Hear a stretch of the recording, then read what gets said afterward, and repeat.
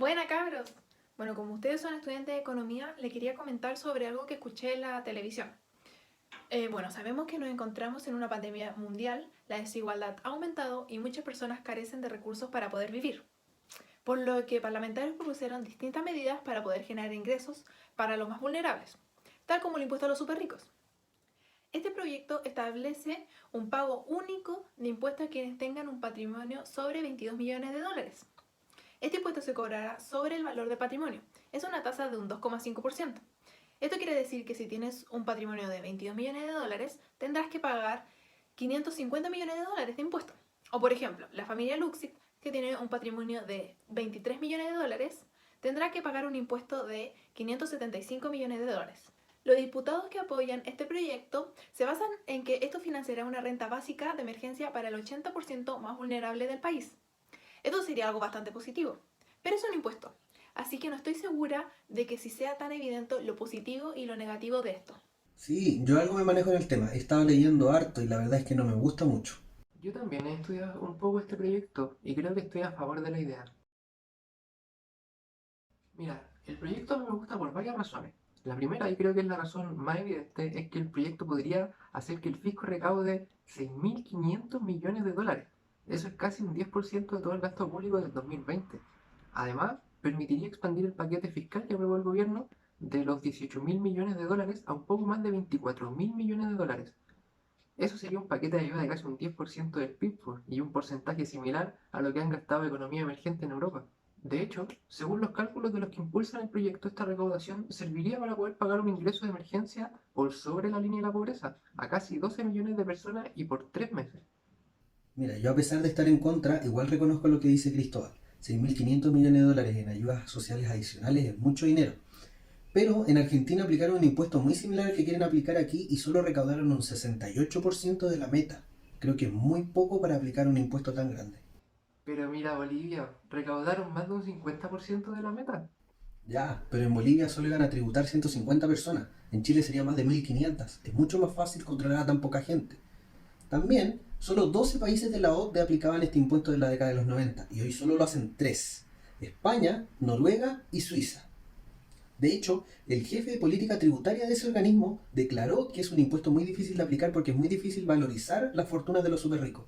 Hay obras de arte, colecciones o empresas. El director de Servicios de Impuestos Internos de Chile también dijo que este impuesto adicional generaría un gran costo burocrático para el organismo.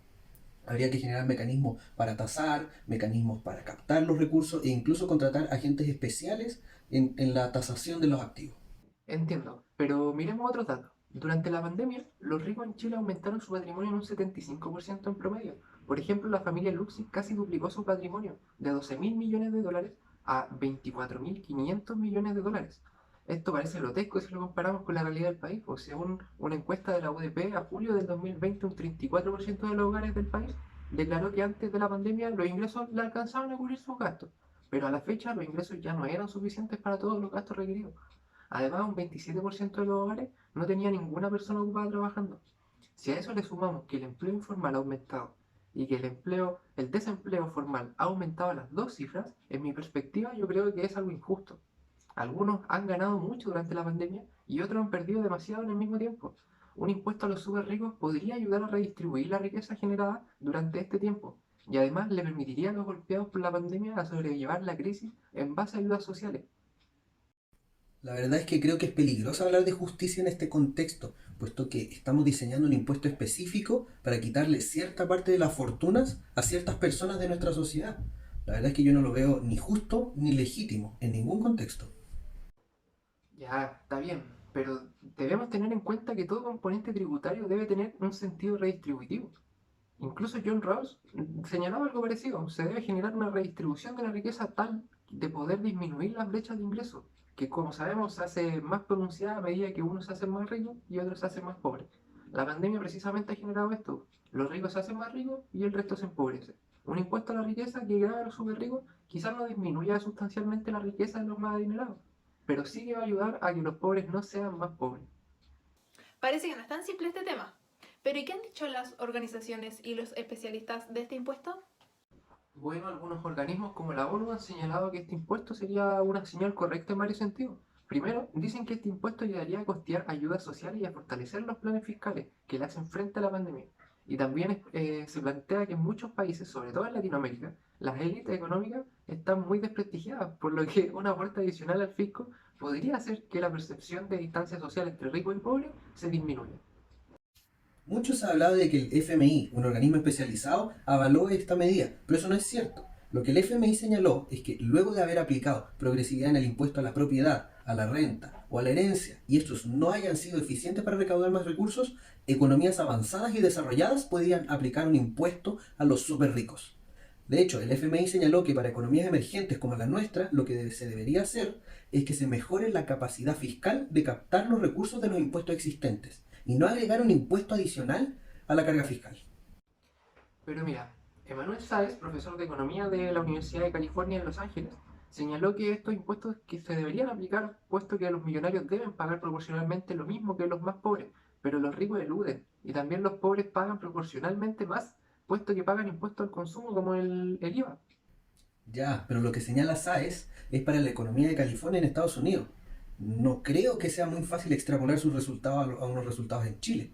Además, esta medida no podría ser la correcta, porque no busca impulsar la actividad económica, no busca la recuperación, sino que esto incluso podría ir en contra. Incluso podríamos esperar que las fortunas de los súper ricos se fuguen del país, hacia países donde no se les apliquen este tipo de impuestos. Parece que el debate todavía no está claro si esto es una buena o mala política. Entendemos que existe una alta necesidad para obtener ingresos para respaldar a las personas más vulnerables y afectadas de la pandemia, y también para reducir la desigualdad en el país. Pero existen otras medidas que funcionan mejor en el largo plazo y recaudan más, como por ejemplo eliminar los beneficios tributarios.